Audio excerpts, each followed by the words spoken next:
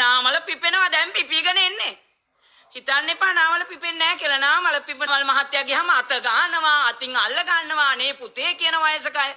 ඇයි ක්‍රිෂ්කනුදුන හිටියේ අමිත් කත්යාල් ඒ කියන්නේ දැන් මහාදේවි ඉන්ෆ්‍රාටෙක් සමාගම. ඒ කියන්නේ ක්‍රිෂ් ට්‍රාන්ස්ෆර් නෙට්වර්ක් වලට පත් වෙන්නේ පස්සේනේ. මේ සමාගම සහ ඔබ අතර තියෙන සම්බන්ධය මොකද්ද? කිසිම ගනුදෙනුවක් මමත් ක්‍රිෂ් සමාගමත් අතර නැහැ. එතකොට මේ මම අහන්නේ ක්‍රිෂ් එක නෙමෙයි. ක්‍රිෂ් එක වෙන්නේ පස්සේ මහාදේවි ඉන්ෆ්‍රාටෙක් සමාගම. ඒ ගානේ සමාගම එක්කත් මම ගනුදෙනුවක් නැහැ. මේකේ හිටපු අධ්‍යක්ෂවරුන් දෙපළක්. අමිත් කත්යාල් මේ වන විට ඉන්නේ අත්අඩංගුවේ බව ඔබ දන්නවද මූල විශුද්ධිකරණ චෝදනා යටතේ? නෑ මම දන්නේ ඔබ දන්නේ නැහැ.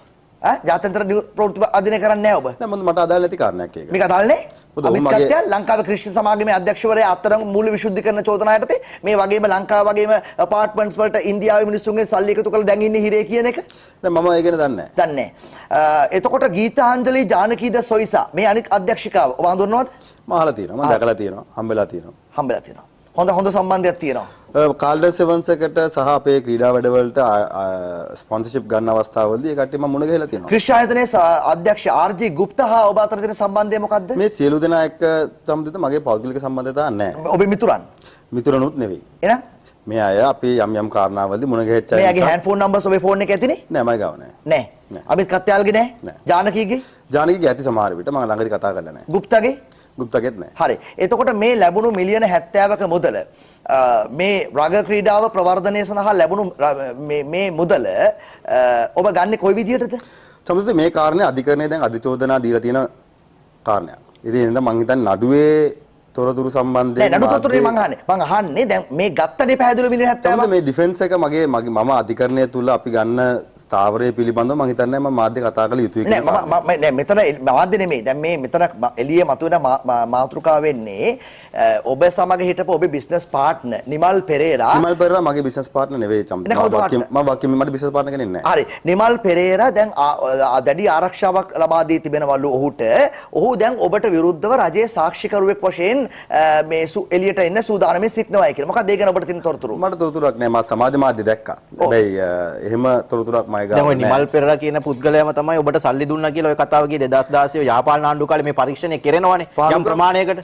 මේ තොරතුරු මාධ්‍යයේ වාර්තා වුණා ඔබතුමා. නෑ පැහැදිලිවම. මේ තොරතුරු ගියා ඒ පරීක්ෂණයේ තොරතුරු. අධිචෝදන අද මට ලැබුණා. අද මට අධිචෝදනා ලැබිලා 18 උසාවියේ පෙනී ඉඳින්න තියෙද්දිත් ඒ නඩුවේ නඩු කාරණා සම්බන්ධයෙන් මම මාධ්‍ය තුල කතා කිරීම නෑ මම අහුවේ මේකයි. දැන් ඔබ දැන් මේ මිලියන 70ක මුදල මම මේක නැවත අහන්නේ මොකක් කරන්න නිසා නෙමෙයි. ඔබ යම් කිසි පණිවිඩයක් යවනවා ඒවකට හිටපු විනිමය හා සුරකුම්පත් සභාපති නාලක ගොඩේවට මේ SMS එකක් තමයි මේක අහුවෙන්නේ. කිසිම සම්බන්ධයක් නැහැ නාලක ගොඩේවත් කාල්ඩන් සෙවන්ස් එකත් අතර. ඔබ යවපු SMS එකෙන් තමයි මේක අහුවෙන්නේ කියලා. නෑ. අහුවෙන දෙයක් නෑ ජම්මද කාල්ඩන් සෙවන්ස් එකට ක්‍රිස් එක ස්පොන්සර් කරා කියලා මං කියනවානේ. මං කියන්නේ නෑ මං හංගන දෙයක් නෙවෙයි. ඒ කියන්නේ එතනින් මුදල් ලැබුණා කියන එකනේ කියන්නේ. මුදල් ලැබුණා කියන එක මෙතුමා කියනවා. හරි ඒක තමයි. ඒ මුදල් රග්බි ක්‍රීඩාවේ දියුණුවට සමාජයට ඔබ වියදම් කරා. ආයෝජනය කරා කියන එක අපේ ගිලුම් වල තියෙනවා. ඔව් හරි. ඒතොර ඒක ගියේ කොයි account එකටද ගියේ? ඒක කාල්ඩන් සෙවන්ස් එකට ගියේ. ඒක මුදල් වලින් ඒ මුදල් ලැබිලා තියෙනවා. හැබැයි ඒක ගිහිලා තියෙන්නේ HSBC සිංගප්පූරු account එකට. සමහරවිට ඒ කාරණා පිළිබඳව මට අදාළ වෙන්නේ නැහැ. මොකද මට අදාළ වෙන්නේ කාල්ඩන් සෙවන්ස් එකට දීපු මුදල් ආයෝජනය කරපු විදිය පිළිබඳව අපි ඔඩිට් රිපෝට් එකක් කරලා ඒ පිළිබඳව දැනුම් දීලා තියෙනවා. කාල්ඩන් සෙවන්ස් එකේ account එක තියෙන ඕන ලංකාව ඇතුළේනේ. සමහරවිට එතනින් එහාට මම මේ ගැන සාකච්ඡා කරන්නේ නැහැ. මොකද මේක අධිකරණයේ තියෙන නඩුවක්. ඔව් හැබැයි මේ සල්ලි ඇවිල්ලා තියෙන්නේ ප්‍රීමියම් පර්ෆෝමන්ස් කියන ආයතනයේ ඩිරෙක්ටර් හේමසිරි නිමල් හේමසිරි පෙරේරා කියන පුද්ගලයාගේ account එකට තමයි මිලියන 70 ඇවිල්ලා තියෙන්නේ. HSBC බැංකුවේ 2012 10 18 වෙනිදා මිලියන 40ක් ගිහලා තියෙනවා. නොවැම්බර් 10 වෙනිදා මිලියන 10ක් ගිහලා තියෙනවා. සම්පත් බැංකුවේ දෙසැම්බර් 18 වෙනිදා මිලියන 20ක් ගිහලා තියෙනවා.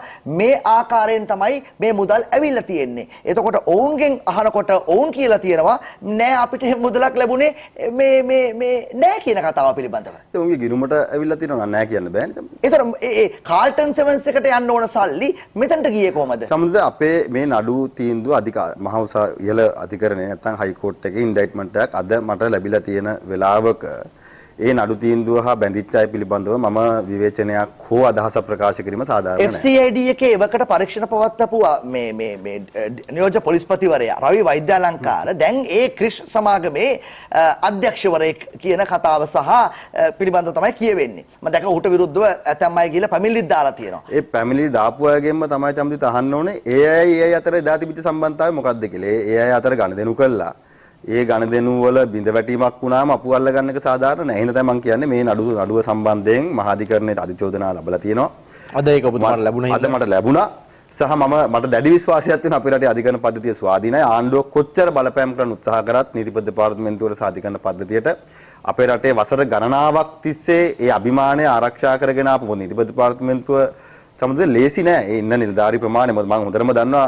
අපි කෝට් ඔටෝමේෂන් එක නීතියට අනුවනේ වැඩ කරන්න වෙන්නේ. ඔබතුමා කෝට් ඔටෝමේෂන් එක අපි කරන්න යනකොට ඒ සුළු නිලධාරීන් පිරිසකට තියෙන වැඩ ලෝඩ් එක වැඩ ප්‍රමාණය විදිහ බැලුවම දැන් මේ ක්‍රිෂ්ක සම්බන්ධ ඉඩම ඩොලර් මිලියන 650ක් වටින ඉඩම ක්‍රිෂ් ස්ක්වයර් මේ කියන මේ ඉඩම දීමෙන් තමයි දීමේදී කෝටි 45ක කොමිස් එකක් තමයි නාමල් ඉල්ලුව බව කියන්නේ. මේකේ ඔක්කොම ඩීල් එක කරලා තියෙන ඔබටම අයිති නාමල් රාජපක්ෂ NR ඇසෝසියේට්ස් කියන නීතිඥ සමාගම විසින්. ඔය කාරණා සම්බන්ධයෙන් සම්මුදිත මම පිළිගන්නෙත් නෑ ඔය කාරණා ඔය කාරණා නම් ඔය සමාජ මාධ්‍යෙන් ගොඩනගපු කාරණයක්. හැබැයි මමයි ක්‍රිෂ්ක අතර තියෙන එක ගණ දෙනුවයි. ඒ ඇවිල්ලා කාල්ටන් සෙවන්ස් එක සම්බන්ධයෙන් වෙච්ච කාරණේ විතරයි. ඒක මම පිළිගන්නවා. කාල්ටන් සෙවන්ස් එකට මුදල් දුන්නා නැත්නම් ස්පොන්සර්ෂිප් එකක් දුන්නා කියන කාරණේ. ඉතින් එහාට මම මට ඒක එක ප්‍රශ්නයක් කරුණු දක්වන්න.